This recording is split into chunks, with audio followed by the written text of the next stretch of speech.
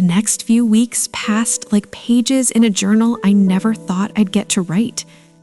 Each day was simple, ordinary, even mundane. But it was exactly the kind of peace I'd once thought impossible. No whispered resentments, no walking on glass, just two people relearning how to exist side by side. Sebastian and I didn't rush anything. There were still shadows between us, but they no longer haunted.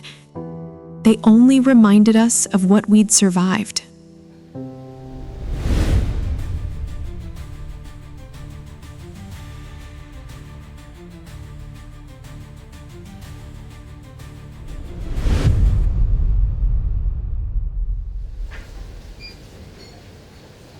One rainy evening, as we stood beneath the awning of a bookstore, watching the storm blur the world into watercolor streaks, Sebastian turned to me. Do you ever think about what would have happened if the accident still occurred? I froze. He continued, If the truck had hit you or me, if none of this had changed, all the time I admitted, there are nights I wake up expecting to hear your last words,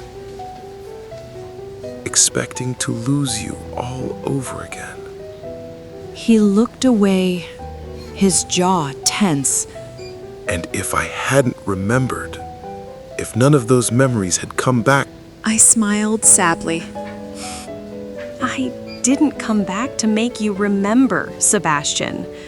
I came back to let you live.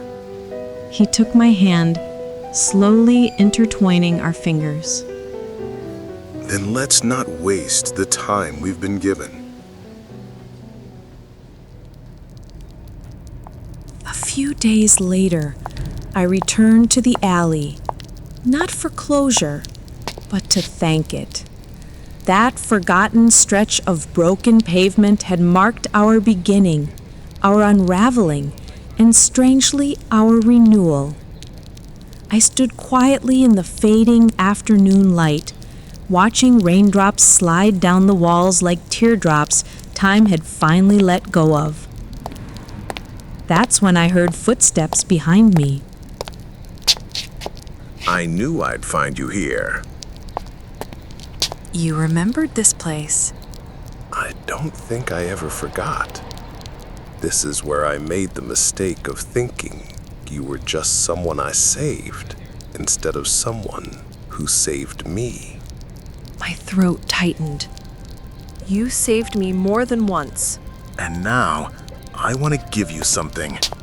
He reached into his coat and pulled out a folded piece of paper.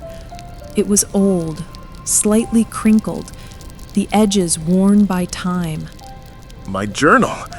He explained. The real one from before. Everything fell apart. I unfolded it slowly. The ink was faded, but still legible. 3 lines stared back at me. I regret marrying Sienna when I couldn't love her properly. I regret not standing up to my parents. I regret not saving Jillian. And beneath it, written in fresher ink, but now I regret all the time I wasted not seeing Sienna for who she really was, and I don't want to live another moment without her. Tears burned at the corners of my eyes. You rewrote your regrets. He nodded. Because you helped me rewrite my life. We stood there under the gray sky, holding the past in our hands, but no longer living in it. I love you, I said for the first time in this new timeline. I've always loved you. I just didn't know how to deserve it. And in that moment, I realized something profound. We hadn't changed fate. We had simply earned our way out of it.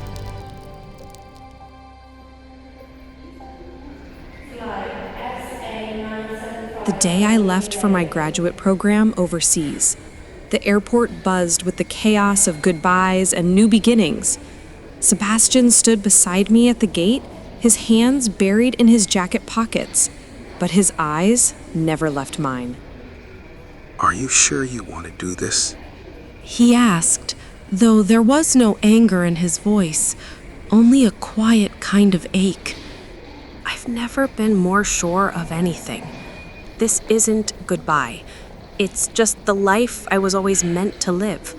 Not the version of me that clung to you in silence, the version that found her own voice. He nodded, lips pressed together. And when you come back, I smiled. if our paths still align, then maybe it won't be about saving each other anymore. Maybe it'll just be about being. He reached into his bag and pulled out a small box.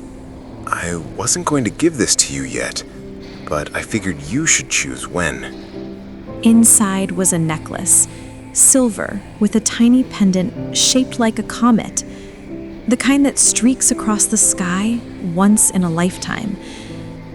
For the girl who waited for a meteor shower to change her life. I closed my hand around it, overwhelmed.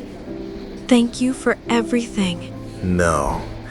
Thank you for going back, for changing the ending.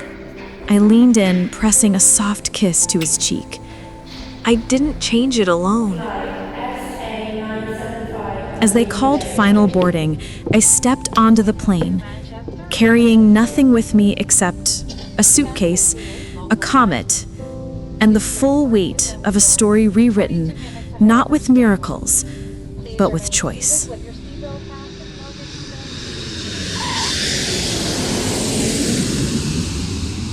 One year later, I returned home to a small city that had changed just enough to feel new.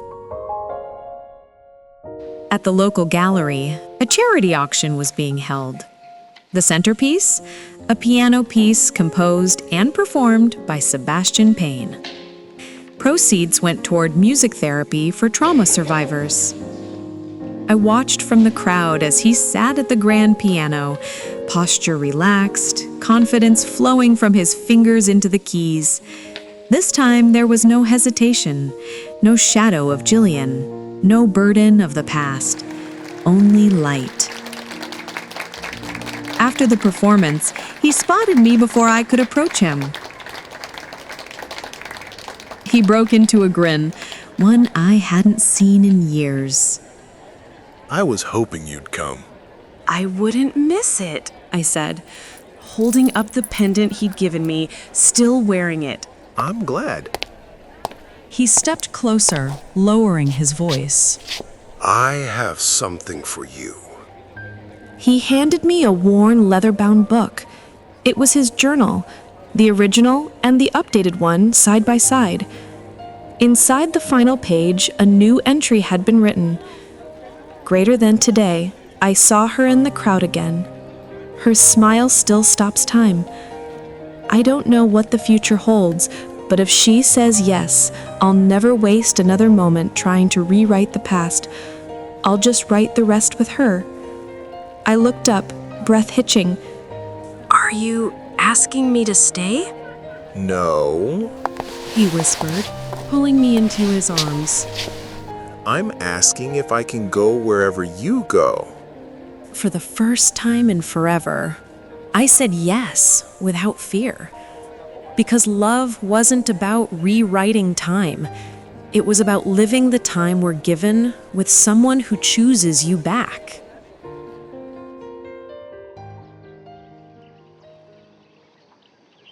"3 years later, the air was warm that morning, the kind of golden hush that made everything feel possible. Our home sat on the edge of the city, wrapped in ivy and morning light, the piano room's windows flung open to let in the breeze. Inside, I sat curled on the window seat, coffee in hand, listening to the quiet hum of keys being tested in the next room. Sebastian never played the same song twice. He said music was like love. It had to be lived, not repeated. I glanced down at my laptop, rereading the last paragraph of the manuscript I'd spent the last 6 months writing. It was a memoir. Not just mine, ours. Not the tragic version that had nearly come true. The real one. The one where a woman used a second chance not to rewrite the man she loved, but to release him from the past. And in return, he'd found his way back to her. A knock came on the frame. Sebastian leaned in, hair a little messy, a pencil stuck behind his ear like always. Finished? I closed the laptop slowly. Yeah, final chapter's done. He walked over and sat beside me, looking down at the screen. Does it end the way you want it? It ends the way it needed to. He rested his forehead against mine. Then maybe it's time to let the rest of the world read it. Maybe, but I don't think it's the ending anymore. It's just where we stop writing and start living. A small giggle echoed from down the hall. Our daughter, Ava, poked her head around the corner. Her curls bounced with every step as she ran to us carrying a drawing of stars and a piano in crayon. Look, it's the song Daddy played when he met Mommy. Close enough. I pulled her into my lap, heart full. It's perfect, sweetheart. As the three of us sat there, tangled in sunlight and music and second chances, I thought of the girl I used to be, the one who begged to be loved, who begged for fate to change. And I thought of the woman I became, not because fate changed for me, but because I changed it. We never told anyone about the time machine. We never had to, because the proof wasn't in the science. It was in the life we chose to build day by day. Not perfect, but ours.